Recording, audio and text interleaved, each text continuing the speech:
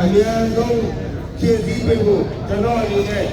တော်တောင်းဆိုအပ်ပါတယ်လူကြီးမျိုးနဲ့အာမီဆိုရင်ကလူကြီးရဲ့ခရီးကိုဆက်သွားကြဖို့အထူးပဲကျေးဇူးရခံပါတယ်အစ္စလာမ်ဝါလိုင်ကွမ်ကျွန်တော်တို့ဒီကုရ်အာန်ရတ်တော်မှာဗမာကနောက်တော်ဒီယူအပ်တော့ဘာသာပြီးဓမ္မတော်များရှိတဲ့နေရာမှာအသက်ပြည့်မချဘူးဒီစရကပြိုင်းတော်တော့ဆယ်ရမယ်တော်တော့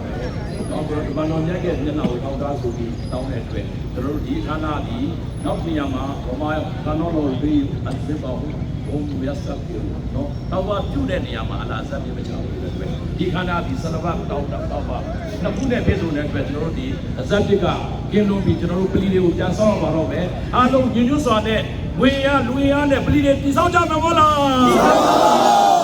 နာရတက်ဘီနာရတက်ဘီနာရတက်ဘီ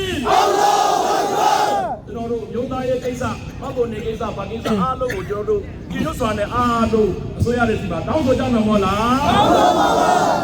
နာရတက်ဘီ